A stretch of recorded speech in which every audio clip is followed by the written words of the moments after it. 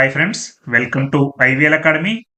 మీరు ఇంగ్లీష్ చదవగలుగుతున్నారు, కానీ మీరు మాట్లాడినప్పుడు మీ మాటలు వింటే మీకే నచ్చడం లేదా? ఇది గ్రామర్ సమస్య కాదు, ఇది సౌండ్ ప్రాబ్లం.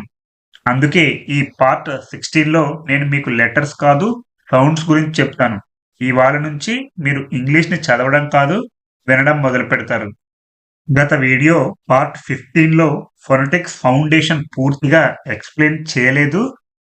అది ఎక్కువగా ఇంగ్లీష్ సౌండ్ యొక్క ఇంపార్టెన్స్, ప్రొనౌన్సియేషన్ వర్సెస్ స్పెల్లింగ్ గురించి తెలుసుకున్నాం. లిజనింగ్ హ్యాబిట్ అనే ఐడియా లెవెల్ అవేర్నెస్ మాత్రమే చేసుకున్నాం. అంటే ఫొనెటిక్స్ కి డోర్ ఓపెన్ చేశాం, లోపలికి ఇంకా ఎంటర్ కాలేదు.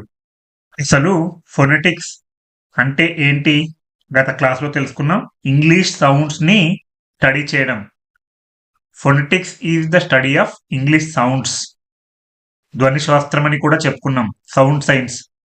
అన్లైక్ రిటన్ లెటర్స్ అంటే రాసిన పదాల్లా కాకుండా phonetics focuses on how words are actually spoken. అవి ఎలా పలుకుతారో, ఎంఫసైజింగ్ సౌండ్స్ ఓవర్ స్పెల్లింగ్.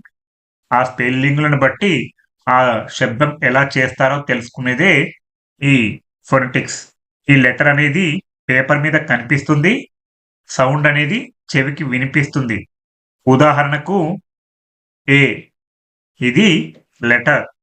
అలాగే ఇక్కడ నేను ఒక పదం రాశాను, ఏని పలికేటప్పుడు ఇలా పలకాలి, ఏ. ఉదాహరణకు మనం ఇక్కడ ఒక పదం రాస్తాం, హెచ్. పూర్తిగా ఏ కూడా అనకూడదు, హెచ్. ఇక్కడ ఏ అనేది ఒక లెటర్, ఇక్కడ ఉండే ఈ పదాన్ని ఇలా పలకాలి, A. One letter can have many sounds. Sounds అంటే ఒక్కొక్క అక్షరం వివిధ శబ్దాలను వినిపిస్తుంది. ఇది నోట్ చేసుకోవాలి. ఇలాంటి పదాలు చాలా ఇంపార్టెంట్. ఇవి అర్థం చేసుకోవాలంటే కొంచెం టైం పడుతుంది. మనం రెగ్యులర్ గా ప్రాక్టీస్ చేస్తూ ఉండాలి, వింటూ ఉండాలి. వింటూ ఉంటేనే మనకు అర్థమవుతుంటుంది. అలాగే మీకు ఇంకొక డౌట్ రావచ్చు, సార్ ఇంగ్లీష్లో 26 లెటర్స్ ఉన్నాయి కదా, మరి సౌండ్స్ ఎన్ని ఉన్నాయి అని అడగొచ్చు. ఇంగ్లీష్లో 26 లెటర్స్ ఉన్నాయి, కానీ మనకు ఉన్నటువంటి sounds 44 sounds. According to IPA 44 sounds ఉన్నాయి.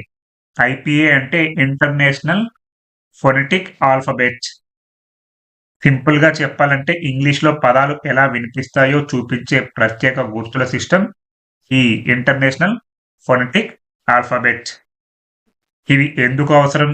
స్పెల్లింగ్ తప్పు చెప్పొచ్చు, కానీ సౌండ్ మాత్రం ఎప్పుడూ తప్పు చెప్పదు. కాబట్టి ఐపీఏ ఈజ్ ఈక్వల్ టు అంటే international phonetic alphabetic is equals letter కాదు, సౌండ్స్.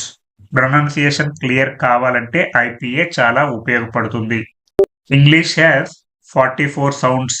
ఆల్రెడీ ఇక్కడ చెప్పుకున్నాం. 70 vowel sounds and 24 consonant sounds. ఈ 44 sounds spoken English back bone. You speak sounds, not letters. మీరు శబ్దాలను మాత్రమే పలుకుతారు. Vowel sounds 20, consonant sounds 24. మొత్తంగా 44 సౌండ్స్ ఉన్నాయి. ఓవెల్స్ అంటే అచ్చులు, కాన్సోనెంట్స్ అంటే హల్లులు. ఇవి 2 కేటగిరీలు అని చెప్పుకున్నాం కదా, ఓవెల్స్, కాన్సోనెంట్స్. అచ్చు శబ్దాలు 20, హల్లు శబ్దాలు 24. ఓవెల్స్ అని చెప్పుకున్నప్పుడు మౌత్ ఓపెన్ అవుతుంది, నోరు ఓపెన్ అవుతుంది, వాయిస్ క్లియర్ గా వినిపిస్తుంది. అవి ఓవెల్ సౌండ్స్. ఉదాహరణకు ఐ పక్కన 2 డాట్స్ ఉన్నాయి, ఇది శబ్దం. మనం దీన్ని చూసి పలకాలి. ఎప్పుడు కూడా పదాన్ని చూసి మనం ప్రొనౌన్సియేషన్ చేయకూడదు. షీప్. ఇవి మీరు నేర్చుకుంటే మీరు ఇంకెప్పుడు కూడా ప్రొనౌన్సియేషన్లో తప్పు ఉండదు. అలాగే కాన్సోనెంట్ సౌండ్స్ 24.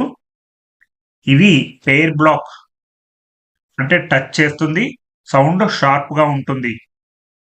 ఇందులో ఉన్నది బి అనేది శబ్దం, బ్యాట్.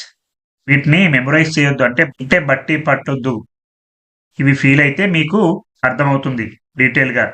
వీటి గురించి, ఈ వావెల్స్, కాన్సోనెంట్స్ గురించి ఇంకా డీటెయిల్ గా తెలుసుకుంటూ ఉందాం.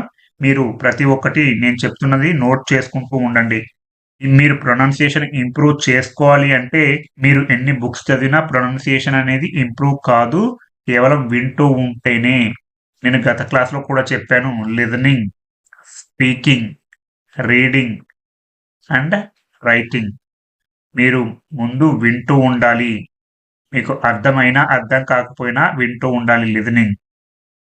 తర్వాత చదువుతూ ఉండాలి.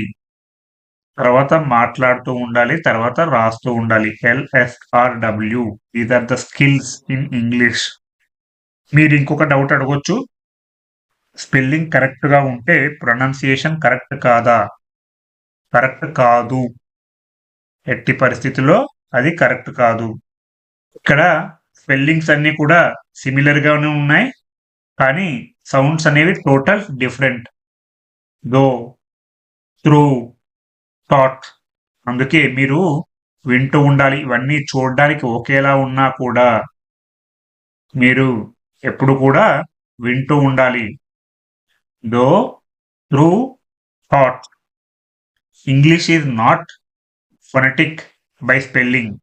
అలాగే మీకు ఇంకొక డౌట్ ఏంటంటే డిక్షనరీ సింబల్స్ కన్‌ఫ్యూజింగ్‌గా ఉంటాయి. దానికి సమాధానం ఏంటంటే those symbols are IPA symbols.